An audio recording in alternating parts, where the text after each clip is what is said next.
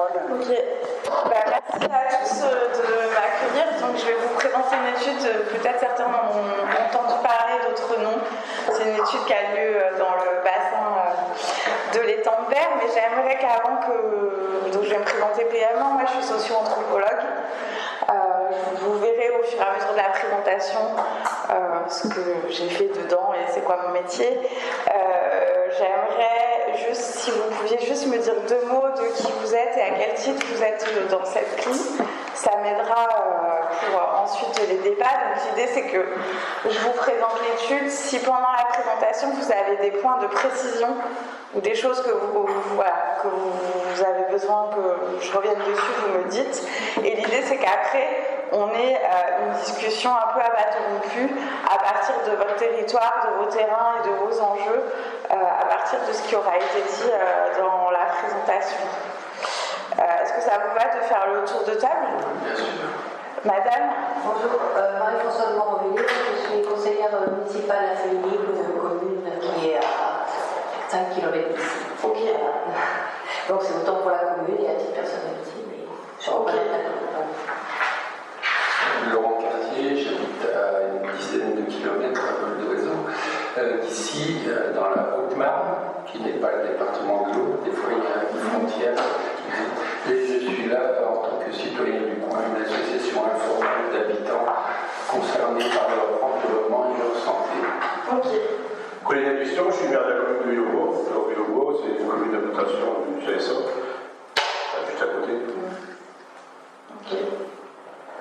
Sophie Dinan, je travaille à Audra et j'habite à Soulet. C'était juste là. Daniel Bergerat, administrateur fédération des chasseurs. Ok. Madame de Maton, je m'appelle Dominique et j'habite à Ville-sur-Aisne et je suis élue en représentant syndicat. Ok. Joël Auger, président de l'association de défense des consommateurs de l'eau, membre aussi du HCDSM et au comité de... Comment le comité, la transparence sur la sûreté ou la sécurité nucléaire. Je vais peut-être c'est comme ça. oui, c'est à Paris, avec Madame Loisy, si vous voulez. Voilà, c'est tout. Il manque de la clé de Daniel Bonnier, donc habitant de la commune déléguée de Louz, donc une commune nouvelle proche du site ici, et présent et représentant de cette commune. Et je suis engagé par ailleurs en faveur de la sortie nucléaire. Donc je suis défavorable à un développement de l'industrie électronucléaire. Ok. Alors, Charles Bouga, j'habite sous la nuit, je suis conseiller municipal à Arcel et je suis notre représentant de la CDT. Ok. Stéphane Bonnet, je suis directeur de la communauté de communes locale et je travaille à la CAN pour le compte de notre président Philippe Pichu, qui est le président du conseil départemental. Ok.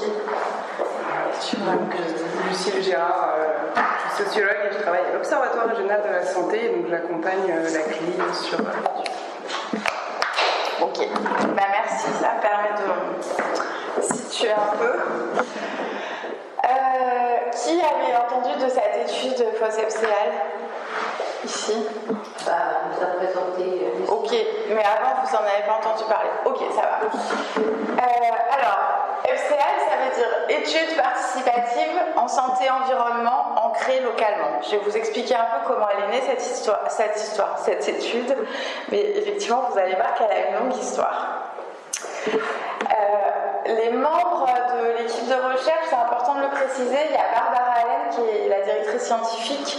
C'est une sociologue américaine qui, elle, a beaucoup travaillé en Louisiane dans les zones industrielles polluées. Et sa spécialité, c'est la sociologie de l'ignorance, on va y revenir, ou comment on produit de l'ignorance dans les zones industrielles. Ensuite, il y a des épidémiologistes et des anthropologues comme moi et mes collègues. Alors, ce qui est important de préciser, vous allez voir, ça va avoir des effets sur la manière dont on a mené l'étude à Foss. Est-ce que tout le monde situe un peu Foss ou pas du tout? Pas du tout. Ok, donc très bien. Foss, c'est Tout à fait en bas. voilà, Foss, c'est tout à fait en bas, à 50 km de Marseille. Et assez pollué. Hein? Assez pollué. Assez pollué, c'est peu de le dire. C'est surtout la plus grande zone industrielle de France, voire d'Europe. Il y a plus de 460 industries de tout type, métallurgie, aciérie, port pétrolier, pétrochimie, enfin bref, il y a tout. Voilà. C'est vaisseau 2. Oui, et il y a Céveso 1, Céveso 2, il y a tout. Voilà. Et il y a à peu près 400 000 habitants dans cette zone. Donc en fait, nous on a donc travaillé dans un contexte de zone industrielle. Alors je ne sais pas si c'est très clair pour certains, mais la science en fait, comme vous le savez, c'est toujours un petit peu incertain. C'est-à-dire que c'est parce qu'on travaille, qu'on produit des données, qu'on analyse, et puis il y a d'autres scientifiques qui viennent, qui peuvent contredire, etc. Donc le scientifique, il travaille toujours dans l'incertitude, et c'est une absurdité que de dire que la science est d'une certitude absolue. Non. Voilà. Donc ça, c'est le premier postulat, et si on ne comprend pas ça, on ne peut pas comprendre la suite, et on ne peut pas comprendre les scientifiques. Et donc, en contexte industriel, on est d'autant plus en incertitude scientifique que les zones industrielles, elles sont déjà récentes, elles ont moins de 2 siècles, puisque l'ère industrielle a commencé il y a 2 siècles, et puis que la connaissance scientifique des effets des polluants sur la santé à long terme et de la combinaison des polluants entre eux, c'est assez récent. Et on n'a pas de données, on ne sait pas. Donc il y a plein d'invisibles, d'impensés et de données dont on ne dispose pas. Et puis il y a un nombre très important de polluants. Donc certains chercheurs parlent du coup d'une ignorance toxique face à ces incertitudes. D'autres parlent aussi d'expérimentation des produits toxiques sur les travailleurs, puisque des fois on va soumettre les travailleurs à des doses dont on ne sait pas quels effets ils vont avoir. Et nous, on parlait de la zone industrielle comme le fait que ce soit une forme de laboratoire humain, puisque vous avez des êtres humains qui vivent, qui travaillent, qui mangent, qui grandissent, etc., etc., dans un contexte de la zone de l'étang de Berre où on ne connaît pas les effets. Et en fait, dans ces zones industrielles, il y a une accumulation des vulnérabilités, donc dans le temps long. Alors, pourquoi dans le temps long ? Parce que déjà les gens ils peuvent y vivre à l'échelle de toute leur vie, mais aussi, certains le savent peut-être, vous avez des polluants qui se transmettent de génération en génération, par exemple les CMR, donc les cancérigènes, mutagènes, reprotoxiques. Et donc, si vous voulez, comme on est dans des grandes zones d'incertitude scientifique, pour nous, on a une nécessité à innover un petit peu scientifiquement, à faire collaborer des disciplines et à mêler des approches différentes. Et notamment, un des trucs que vous allez voir qui est important, c'est qu'on a beaucoup travaillé avec les savoirs des personnes sur le territoire. Savoir, vous allez le voir, donc les expériences de la maladie, comment elle se déclenche, quels sont ses signes, etc. Mais aussi les expériences et les savoirs vis-à-vis des process industriels. Nous, en tant que chercheurs, on n'a pas accès aux industries, du coup on ne connaît pas les process industriels, et surtout on ne connaît pas de quelle manière les industriels dévient des fois aux normes qui leur sont prescrites. Les travailleurs le savent très bien, donc on a travaillé là-dessus. Et donc, on a aussi eu, dans ce contexte, envie et besoin de faire dialoguer plusieurs disciplines ensemble. Donc, la socio-anthropologie qui, pour le dire très rapidement, c'est en gros connaître le rapport au monde des personnes, leurs pratiques et leur expérience d'un territoire et leur manière de vivre, de faire, de penser. Et l'épidémiologie, je crois que vous en avez déjà entendu parler, qui est de produire des données sur la santé des personnes. Alors, je ne vais pas trop vous embêter avec les approches théoriques, mais juste pour que vous compreniez, on a eu une approche qui était relative aux inégalités environnementales, donc on a essayé de voir s'il y avait des questions sociales qui pouvaient expliquer les pathologies. Voilà, et juste pour la petite histoire, la question des inégalités environnementales, voire de la justice environnementale, c'est une question qui est très récente en Europe. en tout cas relativement, alors qu'aux États-Unis, elle est plutôt née dans les années 60-70 et elle a été au centre de la question des droits civiques et politiques quand les mouvements noirs se sont mis en marche, puisque les personnes qui étaient d'origine pauvre étaient souvent aussi d'origine noire, et en étant des descendants d'esclaves, ils étaient souvent confrontés à travailler dans des zones de polluants et de pollution, et donc ils cumulaient des formes d'inégalité. Donc c'est ce qu'on appelle les inégalités environnementales. Alors du coup, on a fait discuter des questions et des disciplines, comme je vous l'ai dit, donc les sciences sociales et l'épidémiologie. Et l'idée, c'était qu'il fallait documenter l'état de santé de la population sur le plan statistique en articulant et en pensant les dimensions sociales, économiques, anthropologiques, environnementales, etc. Et en fait, les indicateurs statistiques que je vais vous présenter, ils prennent tout leur sens parce qu'on les met à l'aune du contexte local. Vous allez voir, les habitants... Oui. Pardon, excusez-moi, mais j'ai oublié, bien que j'ai lu... C'est pas oui. Quelle est l'origine de la commande? Alors, vous allez voir, on y vient. D'accord. On y vient parce que c'est important. Du coup, juste pour vous dire un petit peu notre posture, notre directrice scientifique, elle, dans le contexte d'incertitude scientifique, ce qui est important pour elle, c'est parce qu'on est à beaucoup d'incertitudes et qu'on ne connaît pas les effets des polluants, etc., tout ce que je viens de vous dire, il faut s'appuyer sur la participation, voire la collaboration des personnes concernées sur le territoire. D'accord ? Pour produire la science, il faut faire ça. Alors peut-être, du coup, si vous me demandez ça, je vous le fais maintenant et je reviendrai en arrière avant. Donc, quand on allait sur le terrain, voilà ce qu'on nous disait. Habitants de Fos-sur-Mer, ce n'est pas Fos-sur-Mer, c'est Fossuaire. Ici, je vous le dis tout net, c'est un cimetière vivant. Ils nous tuent pour de l'argent, ils nous empoisonnent, ils tuent la planète. Moi, je vous le dis, il faudrait appeler les Corses et mettre quelques bombes, ça ferait du bien à tout le monde. L'environnement, ça va nous tuer. Il y en a beaucoup qui meurent, même les aveugles, ils arrivent à le voir. Alors, sur le cancer. Moi, j'ai une famille de cancéreux.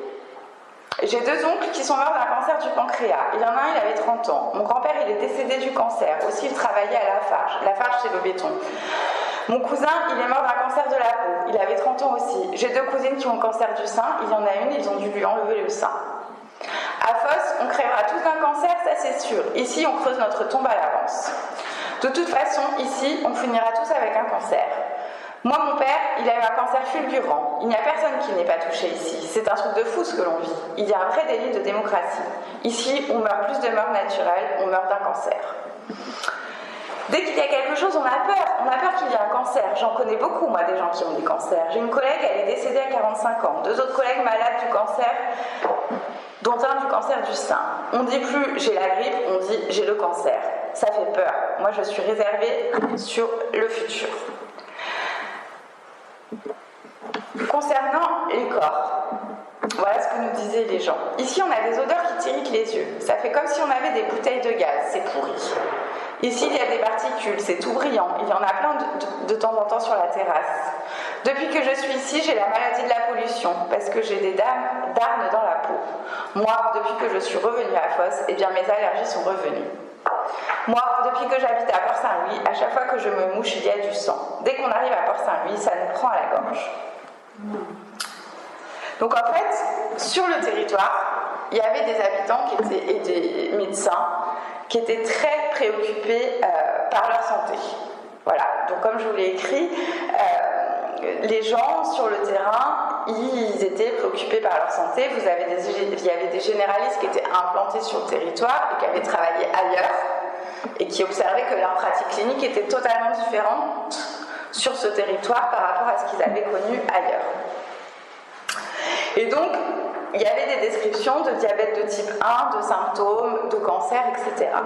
Et en fait, ce qu'il faut comprendre, c'est que Barbara Allen, quand elle a commencé, donc là, je peux revenir à cette diapo, en 2013, elle était juste venue pour faire une petite enquête, entre guillemets, de 6 mois sur les mobilisations collectives, puisque à Fos, les gens se mobilisaient contre l'incinérateur. Et elle faisait un travail de terrain qui était comparatif entre Fos, un terrain dans le nord de l'Italie où il y avait une zone industrielle et un terrain en Espagne, d'accord? Sauf que quand elle a fait son terrain, eh ben, la question de la santé a fait que émerger. Donc elle a rencontré des médecins, des habitants, des syndicalistes, mais aussi tous les services de l'État, l'ADREAL, les ARS, etc. Et en fait, la question de la santé, si vous voulez, ça s'est imposé. Voilà. Et un jour, elle a discuté avec quelqu'un, et elle a dit, bon, mais qu'est-ce que je peux faire? Et cette personne, habitante et travailleur de la zone industrielle, lui a dit, bah, écoutez, nous, on aimerait savoir si on est plus malade qu'ailleurs. Voilà.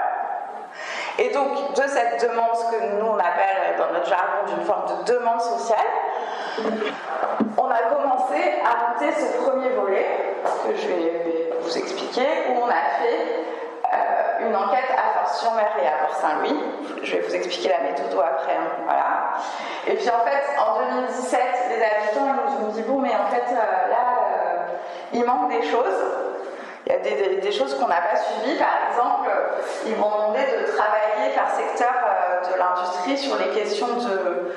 On avait des cancers qui étaient peu documentés dans notre étude, vous allez les voir, notamment les cancers à mauvais pronostics vitaux et les questions d'infertilité masculine. Donc j'ai organisé un volet de recherche, une étude sur les questions d'infertilité masculine et sur les cancers invisibles au tableau des maladies professionnelles et les cancers à mauvais pronostics vitaux. Et puis, à la suite de tout ça, ils nous ont dit oui, mais vous avez fait Fort-sur-Mer et Port-Saint-Louis qui sont dans la zone, ça serait bien qu'on ait une autre ville pour comparer. Donc on a été dans une ville qui était à 30 km de la zone pour voir si on avait les mêmes indicateurs de santé et tout ça. Et puis après, ils nous ont dit bon, bah maintenant on a tout ça, mais vous, ça fait bientôt 7 ans que vous êtes sur le terrain, il y a plein de données que vous n'avez pas eu le temps d'analyser, donc on a demandé un financement pour finir d'analyser les données à la fois quantitatives et qualitatives que je vais vous présenter aujourd'hui. Voilà un peu comment ça s'est fait, et à chaque fois, en fait, c'était à la demande de questions des personnes qui étaient sur notre terrain qu'on a construit des dispositifs scientifiques pour répondre à ces questions.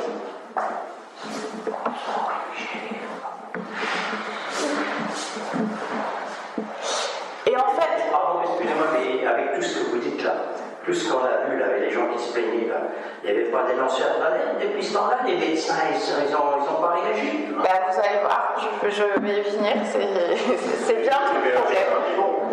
C'est bien tout le problème. Donc, en fait, dans ce contexte, vous aviez beaucoup d'études qui avaient été faites par les agences de santé, et en fait, ces études étaient contradictoires. Donc, en fait, il y avait certaines études, donc là, je vous en ai mis une. En 2006, par exemple, vous avez l'étude évaluation des risques sanitaires dans la zone industrielle, et qui, elle, conclut qu'il n'existe pas de risque significatif en termes de santé pour les habitants. D'accord ?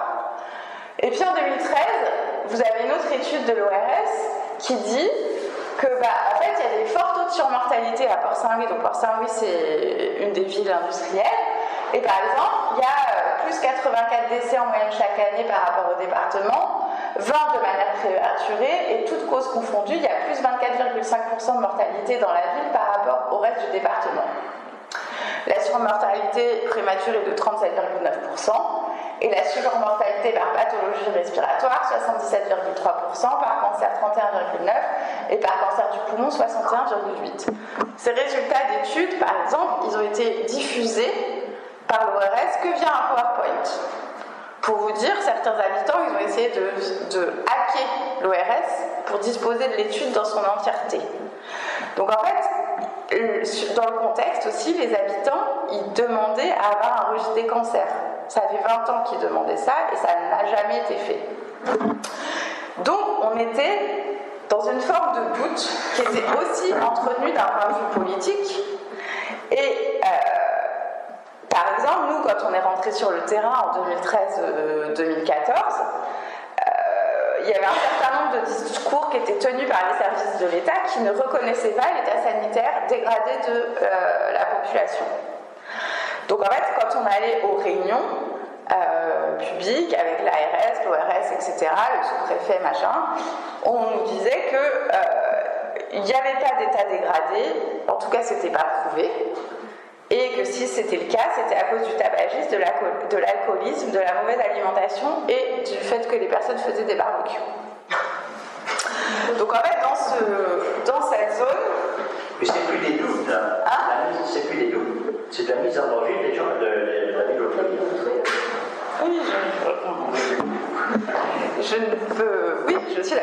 Bon, bref, du coup, il y a un sentiment de déni de reconnaissance de l'expérience ordinaire pour les habitants et les travailleurs. Ok? Et par exemple, les personnes sur le terrain, elles étaient tellement fatiguées de tout ça qu'elles ont fini par occuper la Drasse. Et ces personnes sur le terrain, c'était des salariés des différentes... Oui, il y avait des salariés, des habitants, voilà. Il y avait des repas, par exemple, sont réguliers. Alors, après, ce qu'il faut savoir... quelque chose. Pardon? Il y avait des collectifs, des choses. Oui, alors il y a des associations, il y a les syndicats.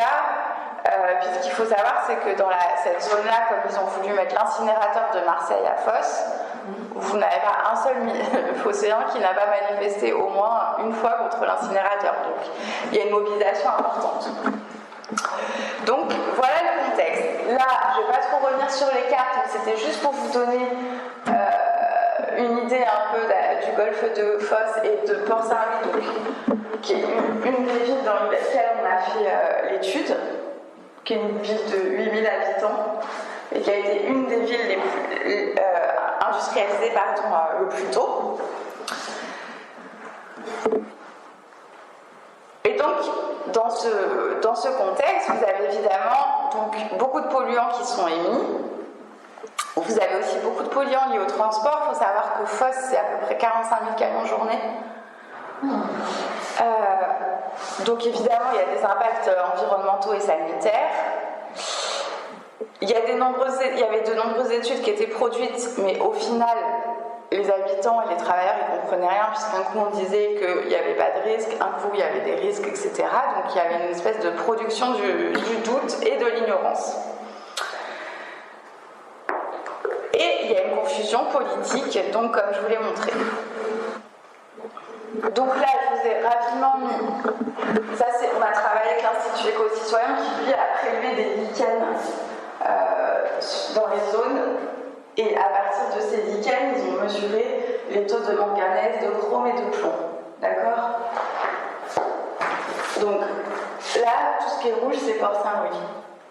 Donc vous voyez dans les cartes que les données sur les lichens, elles s'appliquaient en fait au contexte industriel, et ça a été comparé dans l'autre ville dont je vous ai parlé, qui était à 30 km, où il y en avait effectivement un peu quand même, mais beaucoup moins.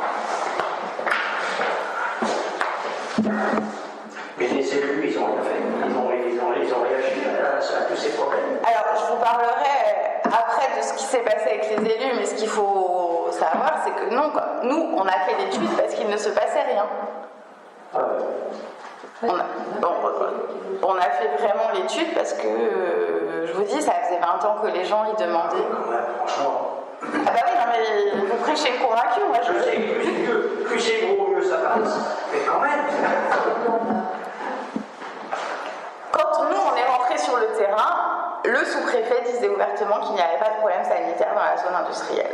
Quand on est parti, 8 ans après, bon c'est 8 ans quand même après, je vous l'ai mis dans le PowerPoint, il y a eu une reconnaissance du problème sanitaire. Qui a financé? Alors oui, les financeurs c'est important. On a eu 2 financeurs principaux, enfin 2 d'ailleurs. L'Agence nationale de sécurité et d'environnement, santé travail, donc l'ANSES, et la Fondation de France. Donc l'étude était complètement indépendante. De l'État. Des industriels. Des industriels, mais aussi de l'État.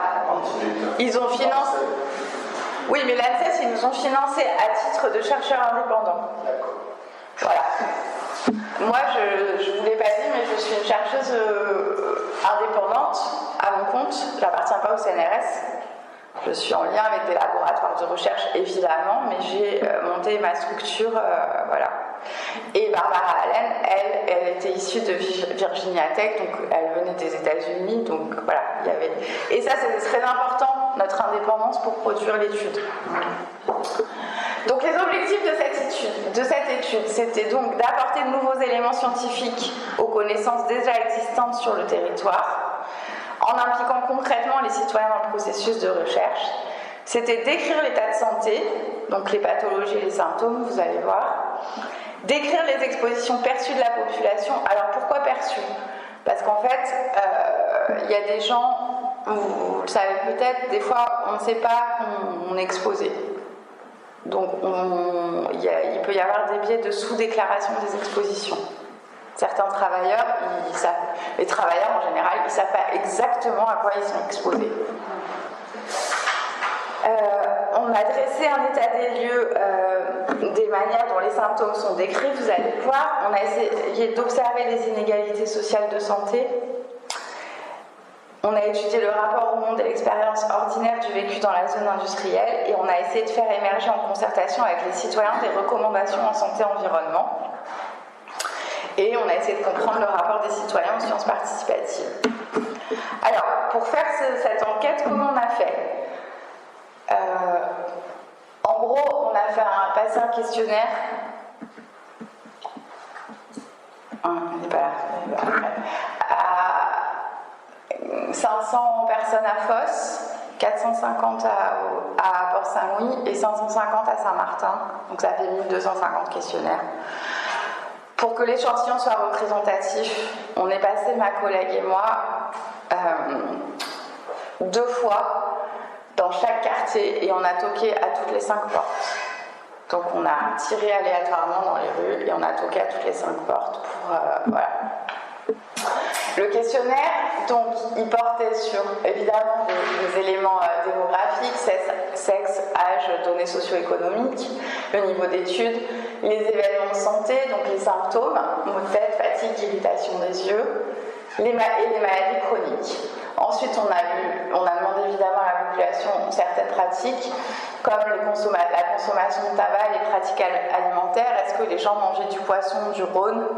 Parce que le poisson du Rhône, par exemple, il est plein de PCB. Ou est-ce qu'ils mangeaient des poissons issus du Golfe? Ou est-ce qu'ils produisaient leurs légumes chez eux, etc. Et donc tout ça, ça nous a donné des indicateurs de santé qui sont des prévalences totales et cumulées, c'est-à-dire sur la vie entière. Donc la question c'était, dans votre vie, un professionnel de santé vous a-t-il déjà diagnostiqué, je sais pas moi, un cancer, une maladie respiratoire, etc., etc. Et après on a standardisé. Alors qu'est-ce que c'est standardisé? En gros, pour la faire courte, si vous avez trop de femmes par rapport aux hommes, l'épidémiologiste il va mouliner dans sa machine et il va rééquilibrer pour qu'il n'y ait pas de biais en fait entre les hommes et les femmes. Ça va, c'est clair? Ok, donc nous voilà sur le terrain et vous nous verrez après là, c'est les petites photos que vous voyez, c'est les ateliers. Vous verrez plus tard. Voilà. Donc, comme je vous le disais, on a frappé à toutes les 5 portes. Et dans l'ensemble, les gens ont répondu. Ouais, je crois qu'on avait un taux de réponse. Quand les gens étaient là, ils répondaient à 50%. Il y en avait 50% qui disaient oui, 50% qui disaient non. Mais il y a des gens qui n'ont pas répondu pour des questions de santé. Il y a des gens, vous allez voir, parce qu'ils étaient trop malades, etc. Et au contraire, vous avez aussi des gens qui ont voulu répondre parce qu'ils étaient préoccupés par la santé. Il y a les deux, en fait. Bon, voilà, donc toutes les rues ont été couvertes par les enquêtrices au minimum 2 fois. On a fait des jours et des horaires différents puisque, comme c'est une zone industrielle, il y a les 3-8. On est allé des samedis et tout ça. Bon, voilà, c'est...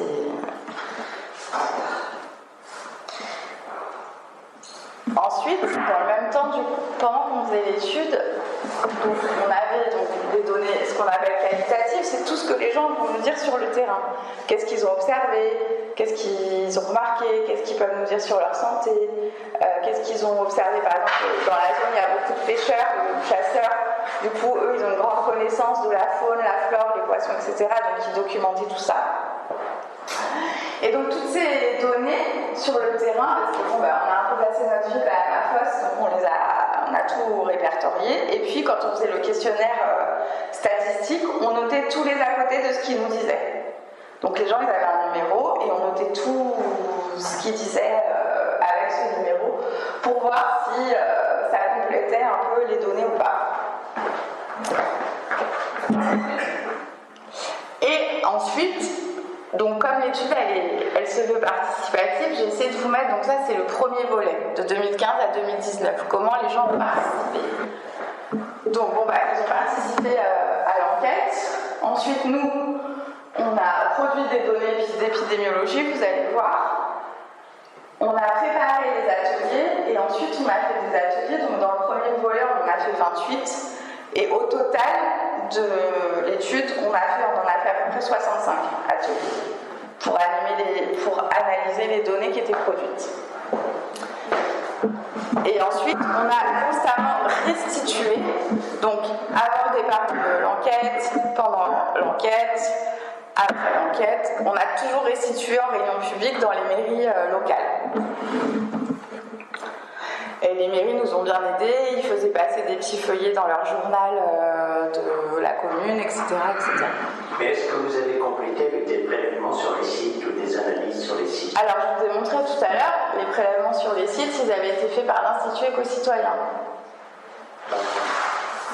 Après, les prélèvements sur les... Vous parlez de prélèvements sur les sites industriels? Oui. On ne peut pas y aller. Ah. Néanmoins, nous savons quand même que quand on fait de la pétrochimie, il y a quand même certains polluants.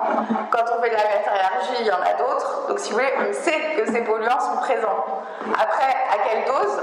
Ça c'est tout un débat, comme vous le savez, puisque qui déclare ces polluants? C'est le vrai, normalement, tu devrais vérifier ça. Les industriels qui déclarent. Voilà. L'ADREAL, elle n'a pas les moyens de contrôler. Voilà. Moi, je ce que pourrait être un marché industriel, on est inspecté très régulièrement par les autorités, notamment l'ICPE ici, qui donc le contrôleur c'est l'ADREAL. L'ADREAL vient nous inspecter tous les ans. On a eu récemment une campagne de prélèvement des eaux souterraines faite par l'ADREAL contre analyse. Donc il y a des moyens et il y a des plans de surveillance mis en œuvre par l'ADREAL aussi pour surveiller la conformité et le bon respect par l'industriel aussi. J'entends bien, mais en tout cas dans les Bouches-du-Rhône, au regard du nombre des industries et du peu de moyens de l'ADREAL, il y a très peu de prélèvements. Et il y a très peu de contrôles qui sont faits. D'ailleurs, les agents de l'ADREAL sont... Franchement, ça sent vraiment la même... Non, mais ça, je vous dis juste les faits, moi. Je vous dis qu'il y a très peu de contrôles. C'est un cas quand même particulier, ce serait que ça cumule un peu les indicateurs, mais moi j'avais été comme ça, effectivement, il y a pas eu quelque chose, c'est sûr aussi qu'il y a très peu de prévention. On fait la santé, on va régulièrement en faire parce que c'est pas qu'on dit la certitude, mais je pense que la responsabilité c'est aussi de faire nos propres nos propres infos. Effectivement, il y avait j'aurais besoin d'une pression pour bien comprendre. J'ai bien compris ce que c'est l'incertitude scientifique. Voilà. J'ai bien compris aussi ce que c'est l'incertitude déclarative des industriels. Comme là-dessus. Par contre, vous avez employé sur le terme l'incertitude sur les retours de l'enquête. C'est-à-dire vous avez supposé que tout ce qui remonte est très probant et la certitude sur les verrons. Non, mais je vais y venir parce qu'en fait, nous, en tant que scientifiques, on a fait tout un travail pour mesurer les biais de notre enquête. Comme je vous ai dit là sur les biais déclaratifs, la manière dont, en fait, on a écrit à peu près 500 pages de méthodologie. Voilà. Les articles ont été publiés dans des revues scientifiques, à comité scientifique. Donc, si vous voulez, sur les aspects de vérification scientifique de la rigueur, ça a été mobilisé sur, par exemple, la déclaration des gens dans les questionnaires. Nous, on a été formés en amont par des médecins. On demandait vraiment aux gens s'ils avaient été diagnostiqués. On disait, pour telle pathologie, on ne demandait pas est-ce que vous avez de l'asthme. On a dit est-ce que vous avez. Voilà. Donc il y avait vraiment tout un protocole scientifique travaillé très en amont parce qu'on n'avait pas envie de produire des données qui pouvaient être contestées. Bon, elles ont été, et on pourra en reparler sur les. Oui.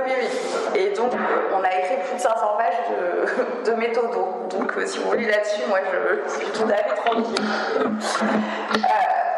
Mais ça ne veut pas dire, et vous le verrez, que dans notre méthode, on a eu des biais, et c'est le travail collaboratif qui nous a aussi permis de voir certains biais. Voilà. Donc dans cette logique, les experts, donc, ils sont à la fois représentés par les habitants, les travailleurs, les scientifiques et les médecins qui ont participé au dispositif de recherche. Donc comme je vous l'ai dit, donc, on a fait 64 ateliers au total sur toute la durée de l'étude. Et donc, ouais. Qu'est-ce que vous appelez atelier en fait? C'est quoi le mode de fonctionnement? Peut-être vous y venez ensuite. Alors je ne sais pas si je détaille, mais du coup je vais vous répondre. En gros, nous on avait une liste de contacts qui n'était pas petite, qui était entre 500 et 700 personnes, et on envoyait des textos et des mails à toutes ces personnes qui avaient accepté de nous donner leur numéro. C'était des gens qu'on avait rencontrés sur le terrain, au porte-à-porte, ou au bar, au restaurant, etc. Et en fait, donc dans les ateliers, on présentait les résultats. Donc c'est comme si on faisait un atelier en fait. On présentait les résultats et on demandait aux gens d'y réagir, voire de nous demander quelles données épidémiologiques pouvaient être croisées entre elles. Par exemple, genre et cancer. Voilà. Et on demandait, et ce processus en fait, ça a permis qu'au fur et à mesure, les ateliers, si vous voulez, ils puissent nourrir la réflexion, puisque nous, il y avait plein de savoirs dont on ne disposait pas. Et donc c'est pour ça qu'on en a fait autant, parce que l'atelier c'est un processus autant long de construction de la connaissance. Ensuite, les habitants et les travailleurs ils nous ont dit oui mais non, on a envie d'avoir des médecins. Du coup on a fait intervenir des médecins spécialistes, des oncologues,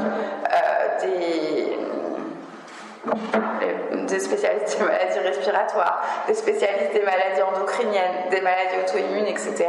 Et donc on présentait les mêmes résultats et on faisait réagir les médecins et les habitants entre eux.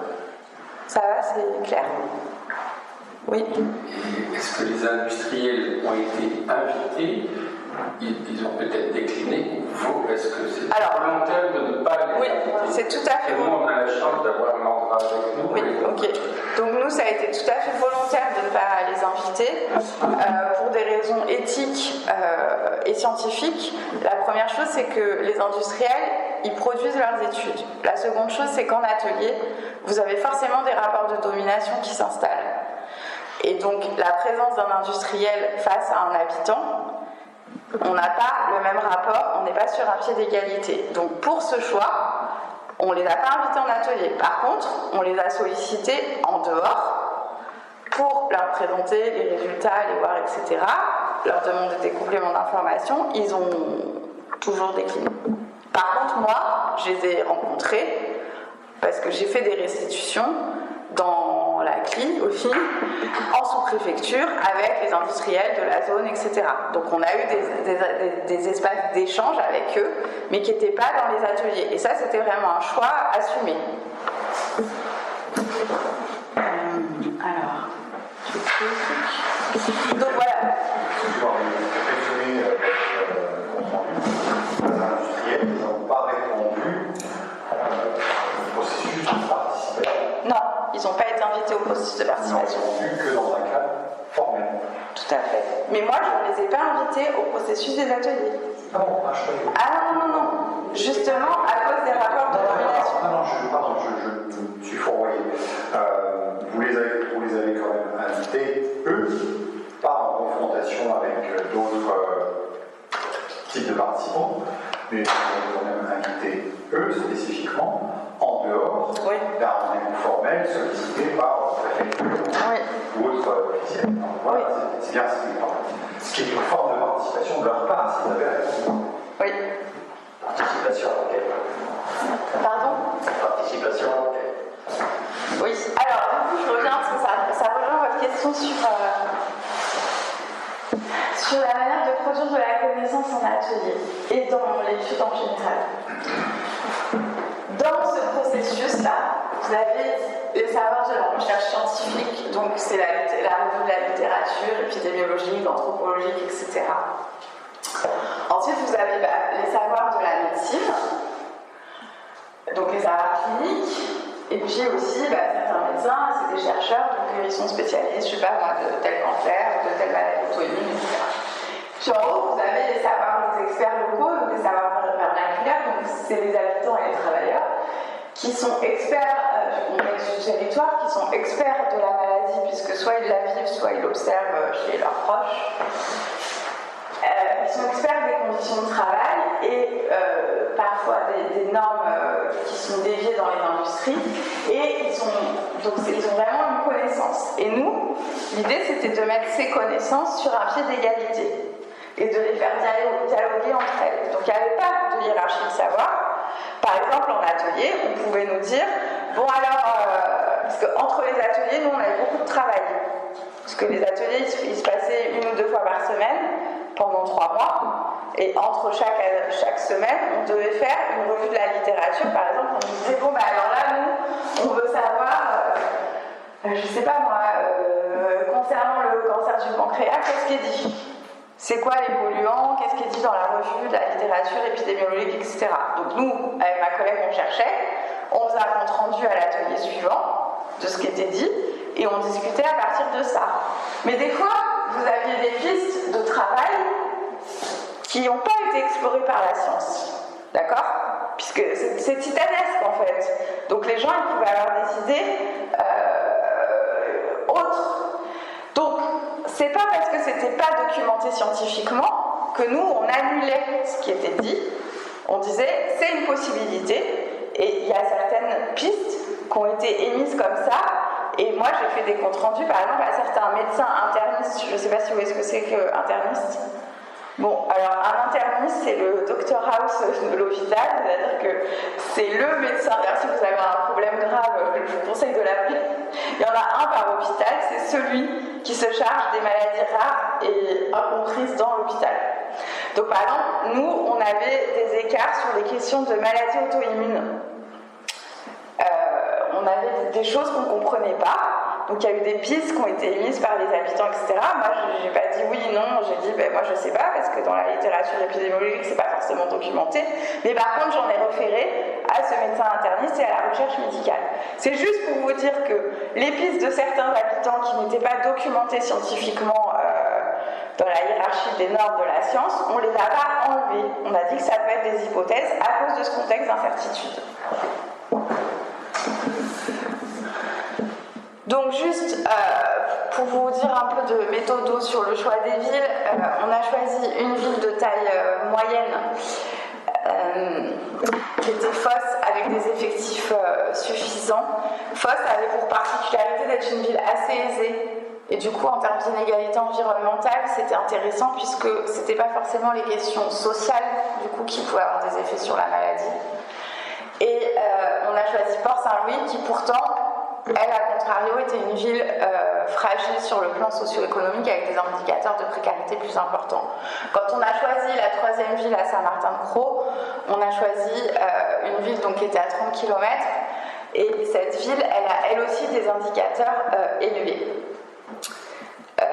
en termes socio-économiques. Ils avaient carrément presque les mêmes indicateurs socio-économiques Fos, la ville aisée du front industriel, et Saint-Martin qui est voilà. Saint-Martin-de-Crau, c'est quoi? C'est une référence alors, vous allez voir, ça ne peut pas être une ville référence. Parce que scientifiquement, c'est trop compliqué d'avoir une ville référence. Vous n'avez pas de villes qui ne sont pas soumises aux polluants. C'est pas possible. Enfin, dans le monde du XXIe siècle, ça n'existe pas. Donc Saint-Martin-de-Crau était une ville à titre comparatif. Et vous allez voir dans la diapo qui suit qu'effectivement, il y avait des polluants aussi à Saint-Martin-de-Crau et qu'on a dû prendre ça en compte dans nos analyses. Néanmoins, c'est une ville qui n'est pas au cœur de la zone industrielle. Donc là, vous voyez, Saint-Martin-de-Crau, c'est là, et Fos-sur-Mer, c'est là. Les vents dominants, ils font comment?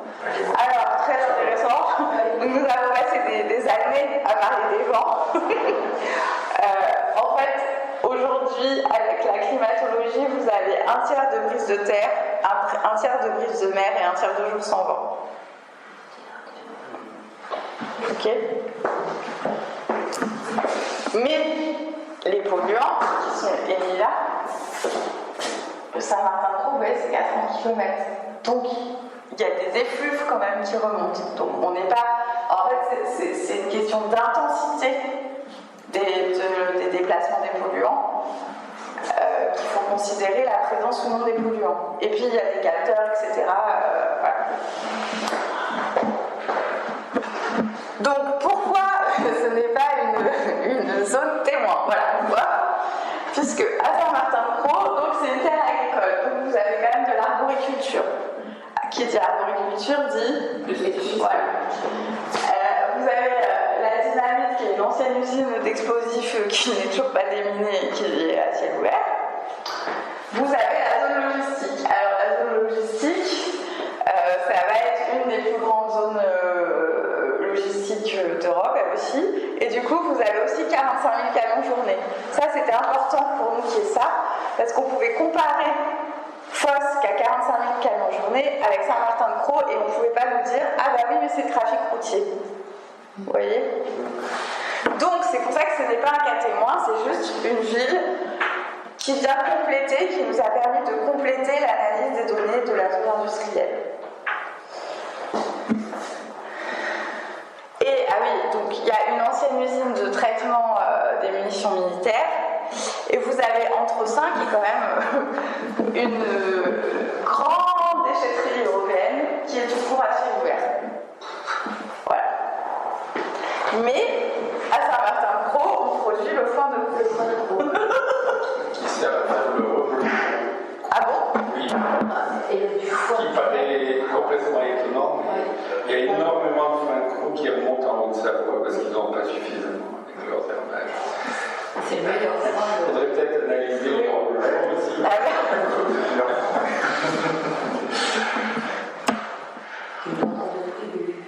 Il serait dans toute la France, le foin de Croix. Je parlais du Reblochon, mais il en part partout. Oui, je sais, ouais. Pour l'élevage. Du coup, comme je vous disais tout à l'heure, à Fos, on a fait 544 questionnaires, à Port-Saint-Louis 272, à Saint-Martin 439. Évidemment, c'était proportionnel au nombre d'habitants. Hein. Et donc, quand les gens étaient là, ils ont accepté à 45 ou 46%. Okay. Et au total, avec les absents, on a eu 20 à 23% de taux de réponse. Alors, le 1255, c'est le nombre de réponses ou c'est le nombre de questionnaires distribués? C'est le nombre de réponses.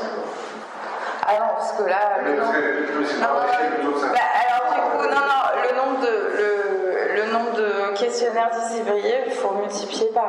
si c'est 20%, il faut multiplier par à peu près 4.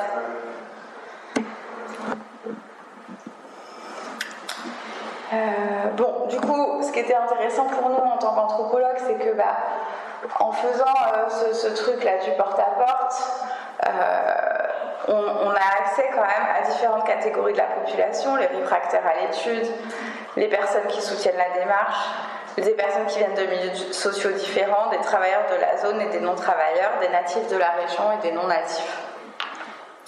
Et donc ça nous a permis de documenter une hétérogénéité de profil et d'accéder à une pluralité des points de vue, ce qui a autorisé pour nous, à mesure qu'on est rentré sur le terrain, qu'on a connu l'enquête et tout ça, de saisir vraiment la complexité des enjeux sociaux, économiques, environnementaux, sanitaires, politiques. Ce qui était important pour nous, ça, voilà, c'est une petite confidence, c'est que nous, en fait, on n'était pas dans une posture écologiste, c'est-à-dire que l'idée c'était pas de faire fermer les industries, puisque en fait les gens ils y travaillent, ils ont un lien social, il y a un vrai intérêt pour eux, mais c'était d'essayer de penser ensemble les enjeux économiques, de l'emploi, écologiste, etc. Parce que c'était ce qui nous était demandé sur le terrain. Donc là, en tant que chercheuse, je prends la posture en fait des gens avec lesquels je travaille sur le terrain. On a aussi beaucoup travaillé donc effectivement sur les travailleurs, puisque je crois qu'il y avait 70% des répondants qui avaient travaillé ou qui travaillaient dans la zone industrielle à Fos et à Saint-Martin, donc c'était une donnée importante. Et à Saint-Martin, pardon, à la fois c'est pour Saint-Louis, et à Saint-Martin, vous aviez 25% de la population qui travaillait dans la zone industrielle. Donc ça, on a aussi, après, bon là je pourrais vous en parler pendant 3 jours de cette étude, mais on a aussi recentré les résultats ensemble. Vous avez noté un manque de maintenance là. Oui. Ça veut dire quoi? Je peux vous donner un petit exemple, si vous voulez. ArcelorMittal, la coquerie, vous voyez ce que c'est que la coquerie? Bon, c'est un des postes les plus importants de la soudure du métal, en fait. Et la coquerie, ça faisait 20 ans qu'elle n'avait pas été réfectionnée. Donc c'était dans un état de délabrement abusif. Et l'inspection du travail, il ne réagit pas dans ces cas-là? Alors, par exemple, moi j'avais rencontré un syndicaliste, le pauvre, ça faisait 10 ans qu'il appelait la CARSAT pour qu'elle vienne. Et bon, on était aussi dans tout le contexte où les CHSCT étaient supprimés, etc. Et donc il n'avait pas de réponse. Et effectivement, quand l'étude a fini par sortir, ils sont venus. Et ArcelorMittal a eu une mise en demeure et une obligation de réfectionner la coquerie. Les syndicats, ils n'ont pas bougé non plus, ils disent rien. Mais si, mais les syndicalistes, ils se sont bougés. Mais les gens se bougent, mais ça ne... Mais quand ça ne suit pas de C'est les services de l'État qui ont le travail. c'est personne qui Alors là, mais quand on veut moins d'État, c'est ce qui se produit. Mais par exemple, par rapport à ce manque de maintenance de la coquerie, c'est vrai que les syndicalistes s'étaient mobilisés. Je vous dis, ça faisait 10 ans qu'ils étaient en contact, que les gens étaient en contact avec la CARSAT pour qu'ils viennent, etc. Et c'est au moment où l'étude est sortie qu'il y a eu la préfecture qui a fait un avis de mise en demeure et une obligation de réflexion. Parce que des fois, ils font grève et manifestent pour ça. Non, mais là... C'est de faire ça. Tu peux appeler la direction du travail, mais ils ont fait ça. Ouais. Il y a combien en mort qui se déplacent quasiment. Ils sont débordés, ces pauvres gens. Oui, c'est important que vous le disiez. Je pense que vraiment, l'inspection du travail, ils sont débordés. C'est comme à l'Adréal des Bouches-du-Rhône. Même si les gens voudraient, ils n'en ont plus les moyens. Mais pour toujours, ils sont lourds. Ils ont chacun secteur son truc à faire, on fait la réclame de l'autre. Quand j'y étais, c'était déjà pas possible, alors maintenant, On a supprimé des tas de postes sur la fonction publique. Pauvre France. Comment? Pauvre France. Donc là, je vous ai mis quelques rapports. La France, elle est riche. Donc par exemple, voilà des propos qui ont été tenus par les habitants et méthodologiquement c'est important que je vous dise, si je me permets de mettre ces extraits, c'est pas parce qu'on m'en a parlé 4 fois, c'est parce que sur le terrain, j'ai entendu ça de manière répétée. Les industries, on a l'impression qu'ils font ce qu'ils veulent. Le soir, la nuit, partant devant, ils jouent avec les contrôles, ils gardent dans leur stock, puis ils relâchent tout quand l'été est passé, pour pas que ça puisse être mesuré si ça stagne. Plein de fois, dans les réseaux sociaux, on dit que les usines polluent. Les gens, ils mettent des photos, tout ça de fausses, des usines qui dégazent. Il y a toujours un imbécile qui certifie que ça ne pollue pas. En général, ce sont ceux qui travaillent dans les usines. Ils nous prennent tous pour des cons. Quand on voit que le lundi, on voit des traces de fumée rouge dans le ciel, on se dit qu'il y a eu quelque chose pendant la nuit. On le voit très bien, il dégazent quand il y a du Mistral. On ne sait pas tout, ça c'est sûr, on ne sait pas tout ce qu'il dégazent. Donc il y a un contexte quand même vraiment où les personnes se sentent un petit peu trahies, en tout cas qu'elles n'ont pas accès aux informations et au niveau de polluants réels tels qu'ils sont dans la zone. Alors juste un petit point de méthodo. Nous on a enquêté du coup dans les questionnaires, on a demandé la santé. Donc en fait quand on parle de santé déclarée, puisque vous êtes d'accord, on n'a pas été demandé à des médecins, on n'a pas pris des données de la CPAM, etc. Donc ça s'appelle la santé déclarée. Dans la santé déclarée, ce qui est important de comprendre, c'est qu'il y a 3 types de santé. Il y a la santé perçue, donc ça c'est quand je vous dis en général, est-ce que vous pensez que votre santé elle est excellente, bonne, médiocre ou mauvaise, ok? Ça c'est ce que vous ressentez de votre santé. Il y a la santé ressentie, et ça c'est plutôt la question des symptômes. Est-ce que vous avez des maux de tête, des maux de gorge, des irritations des yeux? C'est des choses qui ne sont pas diagnostiquées sur le plan clinique. Ok? Ça va, vous me suivez? Oui, oui. Ouais, pardon. Et ensuite, il y a la santé diagnostiquée. Et la santé diagnostiquée, c'est en fait, est-ce qu'un médecin ou un professionnel de santé vous a-t-il déjà dit que vous aviez de l'asthme, un cancer, une maladie auto-immune, etc. D'accord? Donc nous, dans notre étude, on avait ces 3 types de données. Ok? Et par exemple, je vous donne un exemple, monsieur, pour le diabète de type 1, vous allez voir, parce que du coup, il y avait une inquiétude sur le diabète de type 1 par les médecins, donc on l'a inclus dans le questionnaire, etc. Donc le diabète de type 1, pour ceux qui ne savent pas, c'est le diabète où on est insulinodépendant. Et c'est une maladie auto-immune, ce qui n'a rien à voir avec le diabète de type 2. Mais des fois, vous avez des diabètes de type 2 où vous êtes insulinodépendant et vous devez vous piquer. D'accord? Donc vous allez voir que dans nos résultats, on a une part de diabète non identifié qui est supérieure aux moyennes nationales parce que justement, des fois, les gens ils ne savaient pas. Donc nous, on a préféré mettre dans la case ne sait pas plutôt que de choisir, voilà. Bon, c'était juste pour vous donner un petit exemple sur le terrain au concret de comment ça se passe.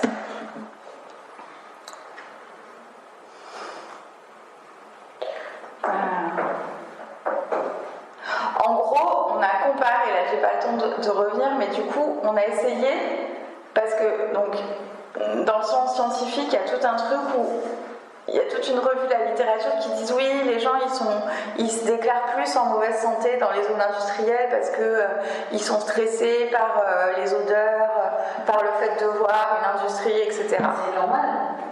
Oui, sauf que du coup, nous on a essayé de voir si cette hypothèse était tout à fait juste ou pas, et on a comparé les données de santé diagnostiquées.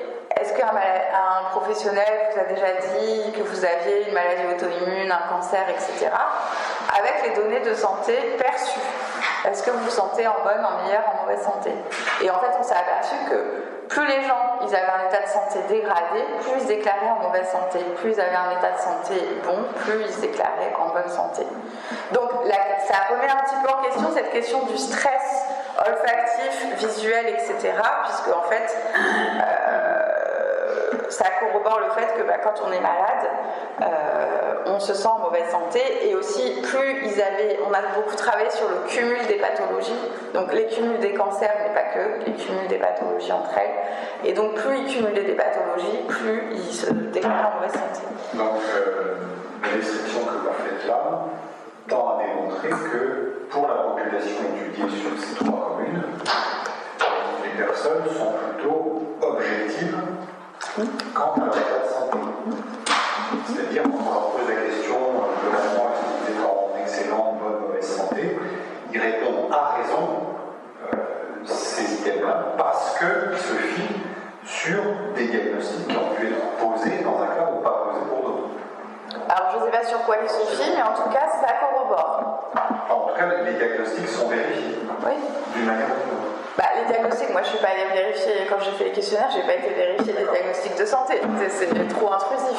Okay. Mais par contre, quand vous posez la question, est-ce que un médecin vous a diagnostiqué un cancer, vous avez quand même peu de chances que la personne vous dise oui si elle n'en a pas, voilà, et quand vous lui demandez quel type de cancer, alors il peut y avoir des fois des incertitudes.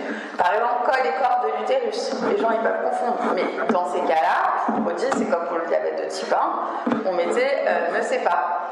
Voilà. Donc ce que j'en perçois, c'est que c'est plutôt rassurant sur la manière dont, si on extrapole une population plus étendue, dont les personnes déclarent. Oui, tout à fait. Plutôt rassurant. Ah oui.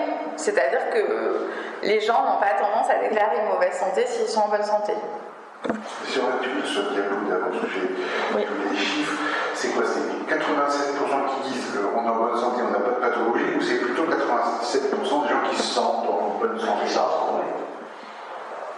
En fait, les personnes qui déclarent ne pas être atteintes de pathologie, à 87 et à 90%, elles disent qu'elles sont en bonne santé. Donc les personnes qui cumulent des cancers, ils ont majoritairement tendance à déclarer un état de santé médiocre ou mauvais. Alors que du point de vue des maladies auto-immunes, ça diffère un peu. Mais ça diffère aussi en fonction du type de maladie auto-immune. C'est pas pareil d'avoir une spondylarthrite ankylosante que d'avoir une thyroïdite d'Hashimoto. Vous voyez ce que c'est ces maladies où... Bon, alors spondylarthrite ankylosante, en 2 mots. En 2 mots, vous avez une maladie où vous avez vos articulations qui s'atrophient et à la fin vous ne pouvez plus bouger. Une thyroïdite d'Hashimoto, c'est comme si vous avez un problème de thyroïde, mais si on vous donne du lévothyrox, ça peut aller. Oh ben, ça a manqué, vous en aurez pas. Voilà, je rigole, c'est pas marrant, excusez-moi. Non, mais... On a le droit de rigoler quand même. Il faut. Mais c'est vrai qu'on vit très bien. Oui, voilà. Du coup, c'est pas... Oui, non, je vois. Oui, trouver le bon dosage. Voilà.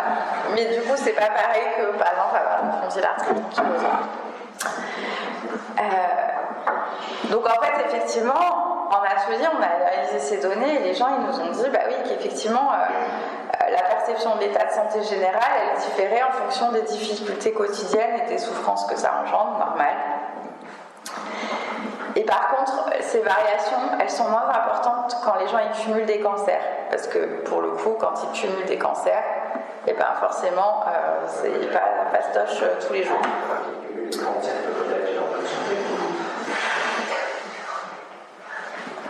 Ok, donc maintenant on va... Alors, est-ce que vous voyez bien? Non. Bon, très bien. Bon, ben je suis désolée, je n'ai pas mis les autres diapos, mais je vais vous faire un petit truc qui teste. Ok. Comme vous nous aurez expliqué, on comprendra. Oui, et vous allez comprendre, vous allez voir, c'est facile. En vert, vous avez les données nationales quand on en dispose. Ok. Et on a pris des données nationales qui étaient le plus comparables dans la méthodologie, dans la manière dont elles ont été recueillies. En rouge, c'est Saint-Martin. Et en bleu, c'est Foss et Port-Saint-Louis qu'on a mis ensemble. D'accord ? La première rubrique là-haut, c'est toute pathologie chronique. Donc nous, on a enquêté sur les maladies respiratoires, les maladies endocriniennes, les cancers, les maladies auto-immunes, et c'est tout. En fait, vous voyez que par rapport aux données nationales, et ça c'est une enquête aussi de déclaration, donc là pour le coup sur cette référence, on a des méthodologies à peu près similaires. Il y a entre 59 et 63% de gens qui déclarent avoir au moins une des pathologies que je vous ai dites dans notre étude, et 37% au niveau national. Sachant que nous, dans nos pathologies, il y en avait moins que celles qui étaient demandées au niveau national. Ok ? Alors ensuite, on va faire un petit truc d'épidémio. Les intervalles de confiance, est-ce que vous savez ce que c'est ou pas?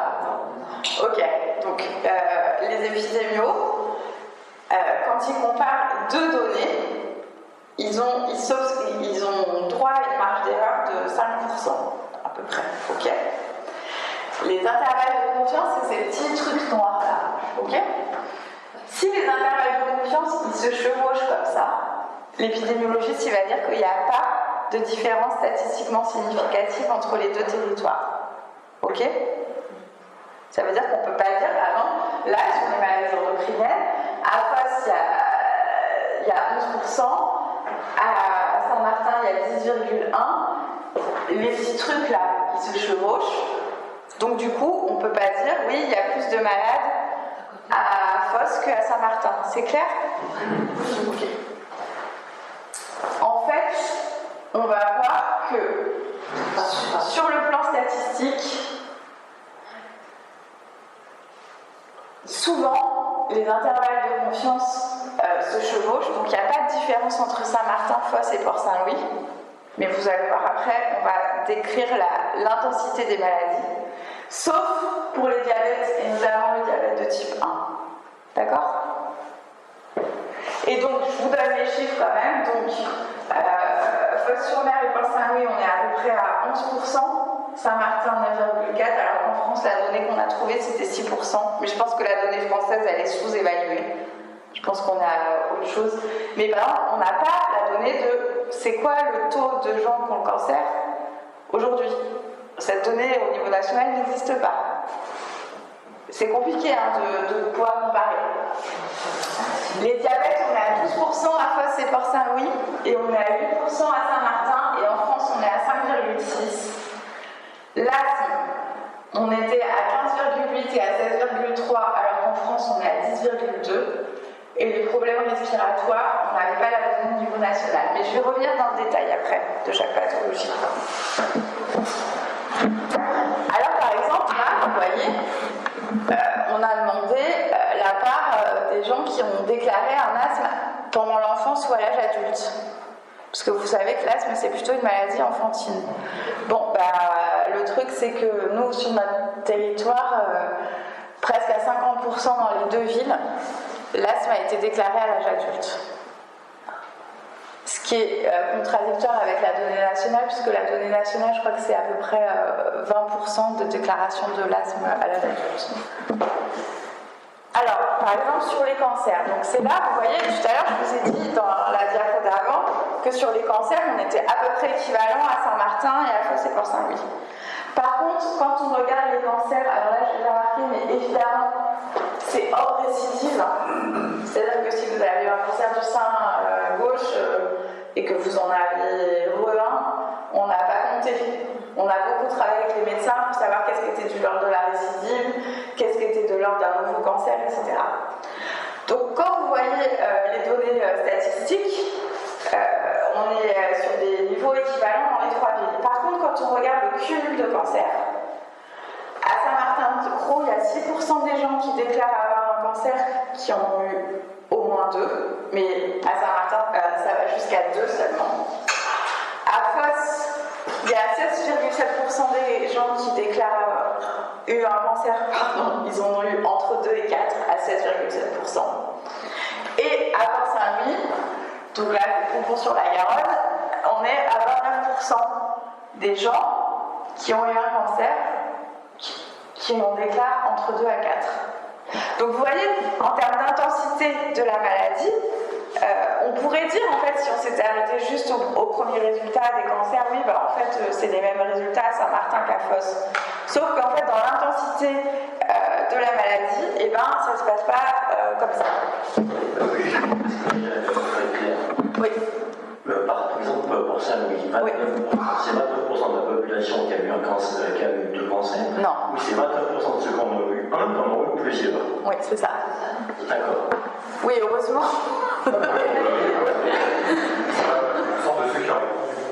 De ceux qui auraient répondu 2%. Oui, c'est 29% des répondants, oui. Comme les 2 secondes avaient eu un, on en a déjà plusieurs. Oui. Comme au moins, il y en a un quart qui a répondu par rapport à tout ce qui a été distribué. Ouais. Il y a beaucoup d'inconnus, hein. Oui, mais on est sur des petites villes, c'est 8 et 12 000 habitants. Je vous défie de trouver des enquêtes qui sont... Oui, c'est une proportion de réponse qui a des conjoints significatifs. Ah bah oui. Et après, on va revenir sur les cancers, parce que je pense qu'on va y revenir. Alors, diabète.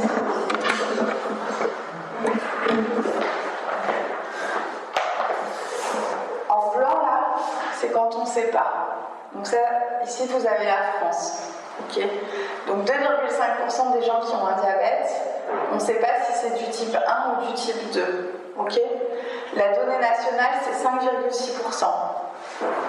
Donc 5,6% des gens qui ont un diabète, ils ont un diabète de type 1, donc l'insulinodépendant, la maladie auto-immune. Okay.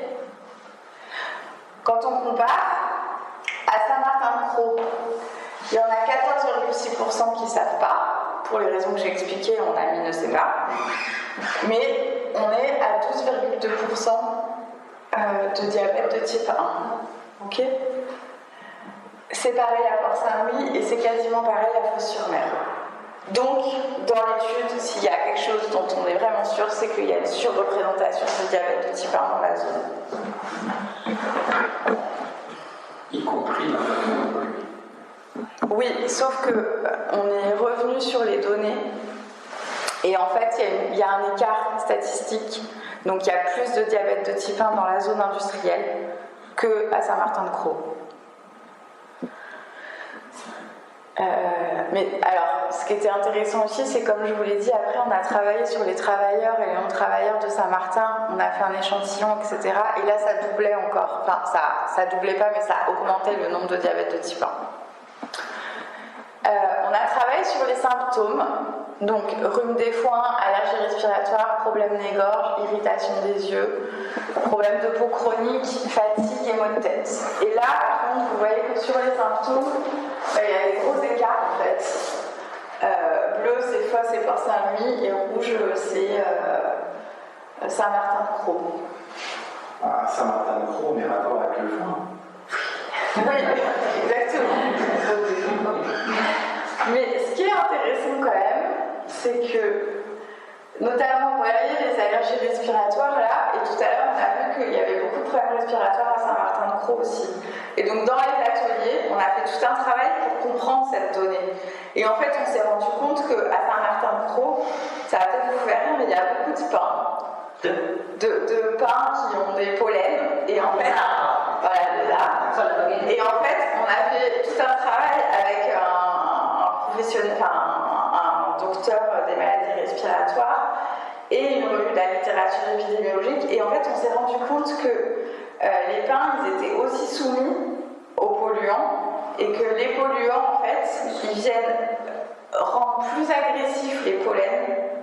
En fait, les arbres, quand ils sont soumis aux polluants, ils deviennent plus agressifs, ce qui pouvait expliquer des maladies respiratoires en plus grande, en quantité au moins similaire entre les deux villes. Alors qu'à la fois, il n'y a pas de pain, heureusement pour eux. Après, donc là, c'est juste pour vous montrer un peu la méthode. Hein. On a travaillé par quartier des villes sur les symptômes, et on a cartographié pour voir s'il y avait des zones où il y avait plus de symptômes. Je n'ai pas le temps de rentrer dans le détail, mais ce qui était important, c'était de comprendre, à partir de ces données, d'analyser en fait pourquoi. Donc il y en a qui nous ont dit, bon bah en fait, les maux de tête, c'est vrai que à côté de ce quartier-là, il y a telle usine, etc., etc. Donc on a vraiment fait un travail pour analyser en fait ces symptômes par quartier et pour voir s'il y avait des explications possibles. Pour la petite histoire, au début, quand on a commencé le travail, c'est les habitants qui nous ont demandé de faire un zonage, parce qu'il y avait un quartier où on nous disait tout le monde est malade. Dans ce quartier, tout le monde est malade, tout le monde est malade, tout le monde est malade. Et donc on a dit, bon bah on va faire un zonage, comme ça on verra si ce que les gens disent s'avère réel. Et effectivement, alors l'épidémiologiste s'y rappelait que c'était pas statistiquement significatif, mais dans le quartier dit, sur les cancers, on avait 22% de gens interrogés qui déclaraient un cancer. Alors que dans l'enquête, je vous ai dit, c'est à peu près 10%. Donc on avait à peu près le double. Et ensuite, on a regardé le cumul des pathologies dans ce quartier, et effectivement, c'était un quartier où il y avait énormément de cumul de pathologies. Et donc, on a mis ce résultat sur la table des ateliers pour comprendre. Donc d'abord, on a regardé les données socio-économiques. Est-ce que c'est un indicateur de pauvreté qui pourrait expliquer ça ? En fait, non, c'était l'un des quartiers où on avait les indicateurs sociaux les plus élevés. Donc la logique de l'inégalité sociale, elle ne marchait pas. Ensuite, on a regardé les vents. Alors c'est vrai que les vents, les pauvres dans ce quartier-là, qui est brise de terre, brise de mer ou pas de vent, ils étaient situés dans un endroit où de toute façon ils avaient des polluants en fonction de toutes les trois météorologies. Mais surtout, ce qu'ils nous ont dit les habitants, je me permets de vous le dire là parce que je ne l'ai pas présenté dans l'étude là, dans cette diaporama, ils nous ont dit mais en fait ce quartier, c'est un quartier où on a beaucoup de gens qui ont travaillé à la fameuse coquerie de Fos dont je vous parlais tout à l'heure. Et cette coquerie, c'est un endroit où les gens soudent. Et ils soudent des métaux lourds, hein, ils ne font pas de la petite ferronnerie. Et donc en fait, ils ont décrit tous les polluants qu'il y avait dans cette coquerie. Et effectivement, quand on a un peu regardé, c'est des polluants qui sont très corrosifs du point de vue sanitaire. Et en fait, si vous voulez, tout l'intérêt pour nous des ateliers, c'est que moi, si j'avais pas fait ce travail au concours, on n'aurait jamais compris pourquoi dans ce quartier il y avait plus de pathologies et on n'aurait jamais vu que effectivement ce qui nous était dit sur le terrain était vrai. Voilà pour la petite histoire. Donc c'est pour ça que nous avons fait une répartition par quartier. On a regardé les symptômes des enfants. Pour les problèmes des gorges, il y a un vrai écart statistique, évidemment, en défaveur de Fos et Port-Saint-Louis qui sont dans la zone industrielle. Pour les maux de tête, c'est à peu près pareil. La fatigue, ça, c'est pas statistiquement s'il n'y avait pas de différence, et les problèmes de peau non plus. Alors par contre, ce qui était intéressant, c'est, vous voyez, des fois on a des indicateurs proches, mais comme pour les cancers, quand on regarde un peu plus dans le détail, l'intensité c'est pas pareil. Nous on a regardé d'un point de vue qualitatif si l'expérience des symptômes c'était pareil dans la zone industrielle et à Saint-Martin-de-Croix. Si les gens nous disaient pareil.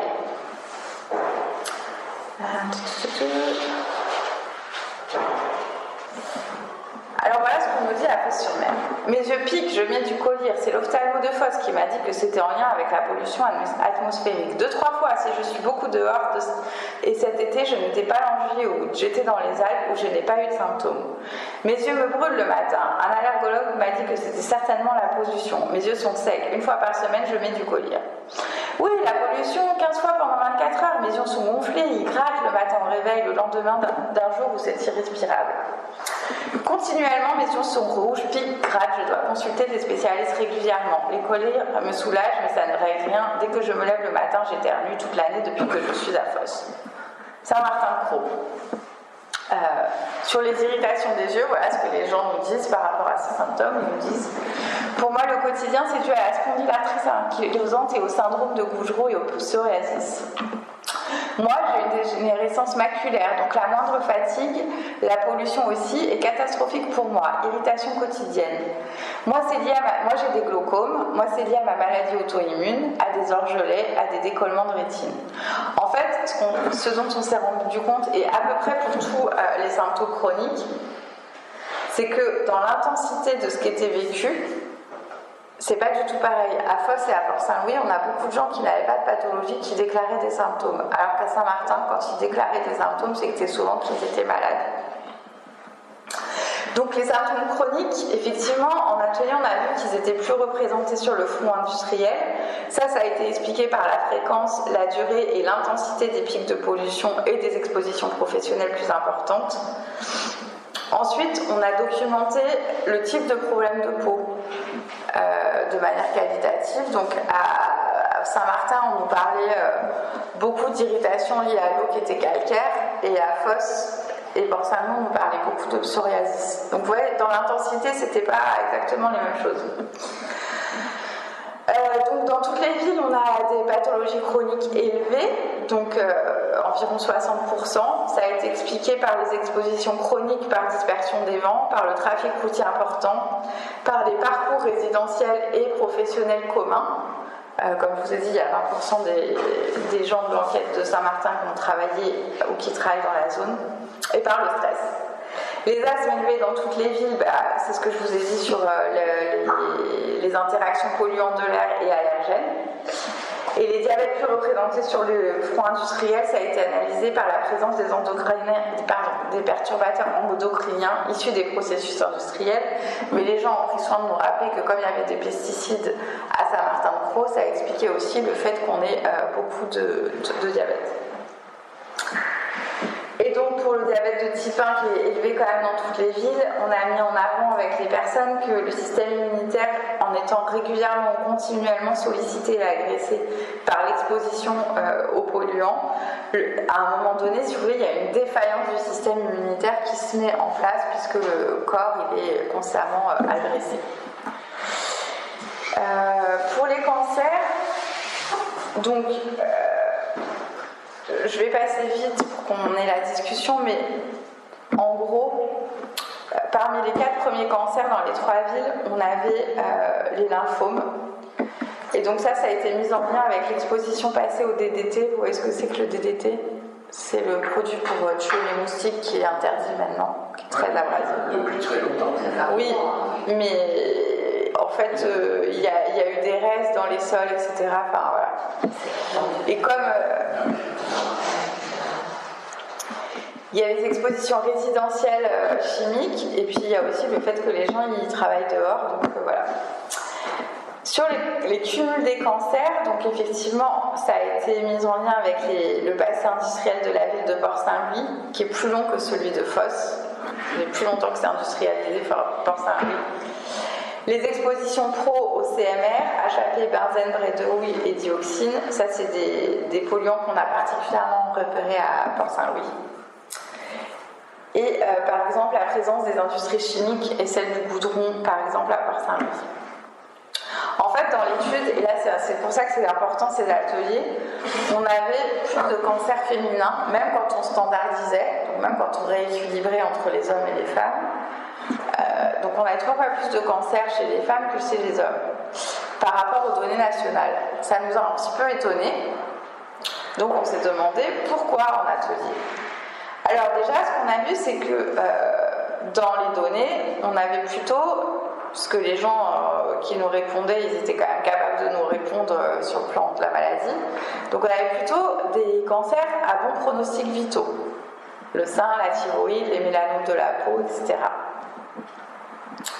Et puis, on avait des femmes qui étaient plus stables sur le plan résidentiel, voire générationnel. Donc, plus exposées à des polluants. Mais on a aussi remarqué en travaillant que les cancers féminins qu'on répertoriait, c'était pas mal lié au fonctionnement endocrinien des personnes, d'accord?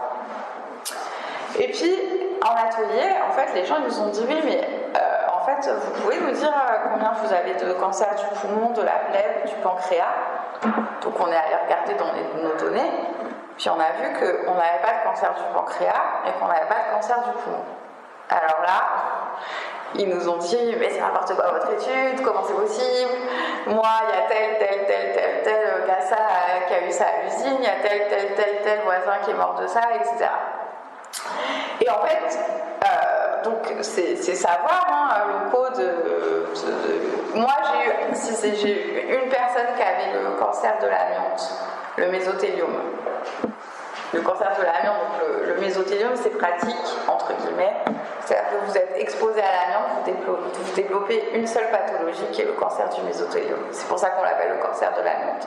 Les autres cancers, on ne sait pas quel polluant. Pardon? Oui, quel polluant en est à l'origine. Voilà, ça peut être multifactoriel. Et donc ils nous ont dit ça, donc on a dit ah oui effectivement on en a qu'un ou deux, c'est quand même bizarre au regard de ce que vous nous dites, et on a comparé avec les fameuses données de surmortalité dont je vous parlais tout à l'heure. Et effectivement, à Port-Saint-Louis, quand même, l'ORS PACA avait remarqué qu'il y avait plus de 62% de taux de surmortalité par cancer du poumon chez les hommes que dans les Bouches-du-Rhône. Donc forcément, nous, on était passé à côté de quelque chose. Donc on a essayé de comprendre pourquoi. Et en fait, les gens, ils nous ont dit rapidement que c'était facile à expliquer. Comme vous le savez, le cancer du poumon, du pancréas, c'est des cancers très rapides. Et donc en fait, il y a beaucoup de gens, comme je vous disais, qui ont refusé de nous répondre, ou des gens qui partent à l'hôpital, etc. Et donc on pense qu'on est passé à côté de ces cancers-là. Voilà. Donc on pense qu'on a une sous-estimation des cancers chez les hommes dans notre étude, ce qui expliquait pourquoi on avait plus de cancers chez les femmes que chez les hommes. Alors voilà, ce qui m'est dit, donc du coup c'est pour ça que j'ai mené cette étude dont je vous parlais tout à l'heure auprès des travailleurs par secteur, pour savoir sur les cancers invisibles. Et puis ça m'interroge cette question qu'il y a plus de cancers féminins dans vos données. Pourquoi? C'est bizarre, parce que nous, autour de nous, chez les hommes, on en voit, par exemple, on voit que pour les leucémies, eh bien, il y en a avec le benzène à l'Avera. L'Avera, c'est une usine pétrochimique. C'est la deuxième maladie professionnelle sur le site de l'Avera. Il y a beaucoup de cancers du pancréas, les leucémies, franchement, dans notre entourage, ce n'est pas exceptionnel. Un ouvrier à Total qui me dit, moi j'ai un nom à vos souhaits. Il a eu une leucémie, il travaillait à EDF, il est mort. Des maladies de sang au boulot, franchement qu'il n'en a pas. Par exemple, là, il n'y a pas longtemps, il y a un agent de sécurité, il est mort d'une leucémie. Franchement, dans les usines, à cause du benzène, régulièrement on arrête les mecs. On leur dit d'arrêter de travailler parce qu'ils sont exposés au benzène. La leucémie, c'est quand tu es au-dessus de la dose, alors tu arrêtes de bosser. Il y a eu aussi des directeurs qui sont morts des cancers du pancréas. La maladie, elle n'attaque pas en fonction de la classe. Chez Oxochimie, le benzène, il y en a beaucoup. Il y a des cancers en pagaille. Ils ne le cherchent pas dans les questions des maladies professionnelles pour des raisons commerciales. Peut-être qu'il y en a dans les grossesses. Donc là, vous voyez que voilà, ces données-là nous ont permis de corroborer le fait qu'on était sans doute passé à côté de certaines choses. Alors, à quoi ça nous a servi les ateliers? Et après, j'ai quasiment fini. Et le fait de travailler aussi avec les citoyens. Donc, comme je vous ai dit, ça nous a permis de mettre en place un zonage. Et donc, en fait, on a vu que les données quantitatives, elles venaient corroborer les données qualitatives et ce que les gens nous disaient sur le terrain, par exemple par rapport au quartier dont je vous ai parlé.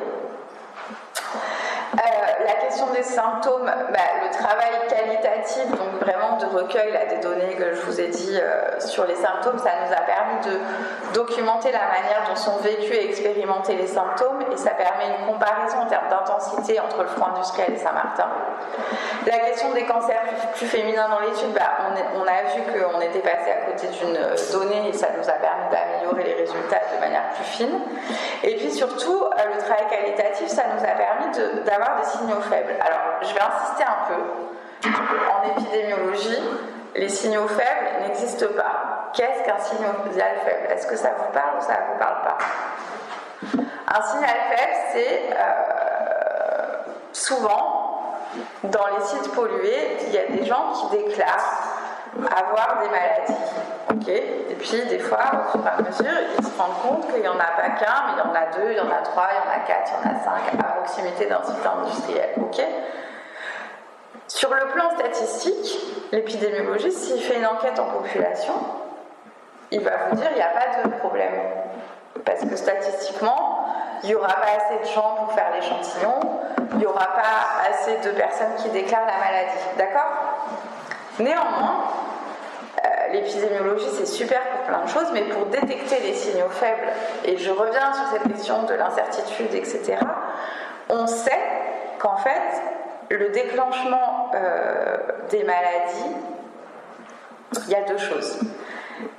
Il y a déjà le fait que des fois la méthodologie épidémiologique ne suffit pas pour montrer qu'il y a un problème. Parce que, évidemment, sur un petit territoire à côté d'une usine, vous n'avez que quelques cas.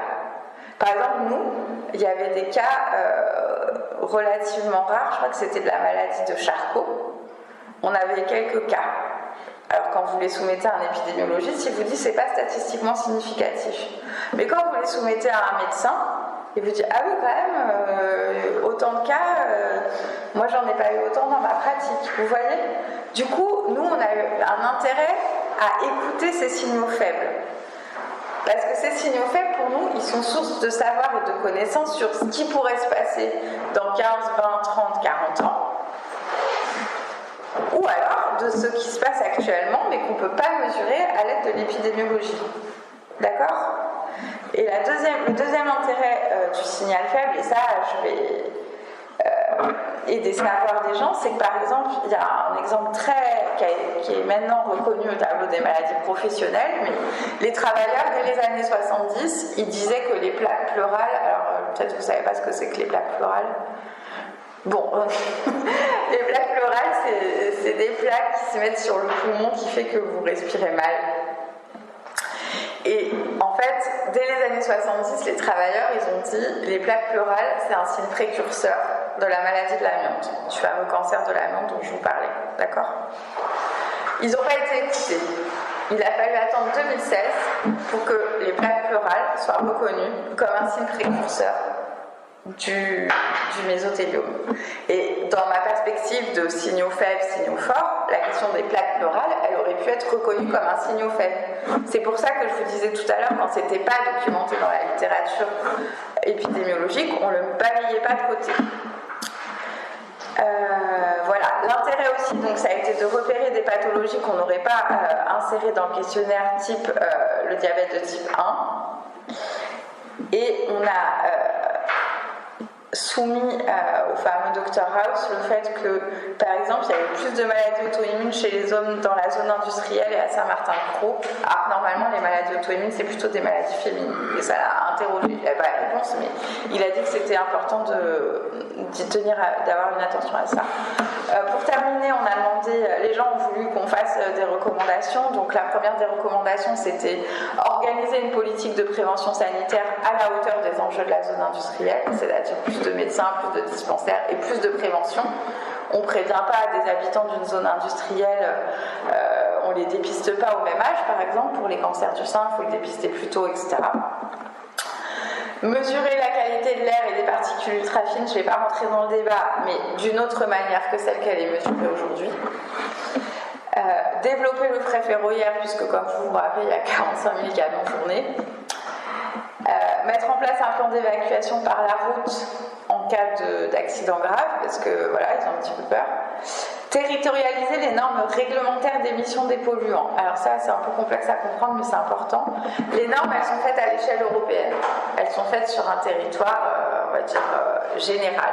Donc sur un territoire, et elles sont faites par type de polluant. C'est surtout ça qu'il faut comprendre. Donc, si je schématise, là, on est dans FOS. Donc, tout ça, c'est les normes de polluants. Donc, chaque industriel, il a le droit d'émettre un peu de métal, un peu de benzène, un peu de HACS, un peu de plomb, un peu d'HAP, etc. Ok ? Ça, mais, sauf que les normes, elles sont pensées pas à l'échelle d'une zone industrielle, elles sont pensées par polluants. Donc ce qui fait que dans les zones industrielles, vous vous retrouvez avec tous ces polluants. Alors que si on est dans une autre zone, il y aura peut-être juste ça. Ok ? Et donc du coup, les gens, ce qu'ils demandent, c'est qu'en fait, dans le cas des zones industrielles, on change les normes à la hauteur du nombre de polluants existants dans la zone. Et enfin, donc, obtenir un registre des cancers qui prenne en compte tous les cancers et un registre des pathologies, puisque comme je vous disais tout à l'heure, il n'y avait pas de registre de cancer. Maintenant, il y en a un. Enfin, ils sont en train de le monter. Voilà. On pourrait quand même avoir une image, surtout avec l'informatique, avec les cartes vitales, avec les médicaments qui sont distribués, ça pourrait donner une petite image quand même. On nous a dit justement la dernière fois qu'il n'y avait pas possibilité de lier avec la carte vitale les pathologies. C'est ce qu'on nous a dit la dernière fois ici. Alors, il y a tout un enjeu sur comment on accède aux données, et je vous avoue que si j'avais accédé aux données, je ne me serais pas amusée à taper non mais je sais, mais je vous le dis. Du coup, il y a quand même tout un enjeu aussi cette question de l'accessibilité de la donnée sanitaire, du traitement ou de son non-traitement, effectivement. Sur les recommandations, j'ai fini. Effectivement, donc, je ne vais pas revenir sur les limites, mais sachez que donc, on a écrit, je ne sais pas combien de pages sur les limites de l'enquête et de l'étude, et donc on s'est fait quand même une bonne autocritique. Et dans les conclusions, je voudrais juste dire que ça a permis de documenter l'expérience de la santé des habitants sur ce front industriel. Ça a permis de montrer qu'il y avait un état de santé fragilisé et des interrogations fortes sur les expositions professionnelles et environnementales, de démontrer l'importance et la richesse des échanges entre acteurs du territoire, avec un enjeu de production de connaissances scientifiques et citoyennes. Et en fait, dans un contexte d'urgence écologique qui touche le territoire national et n'épargne pas les zones industrielles, l'environnement et la santé des habitants doivent apparaître au cœur du débat. Les perspectives de la recherche, ça a été de continuer, d'associer les citoyens. Et voilà, je vous laisserai le PowerPoint si vous en avez besoin. Et donc ça, c'était juste les publications, voilà, au cas où. Je vous remercie.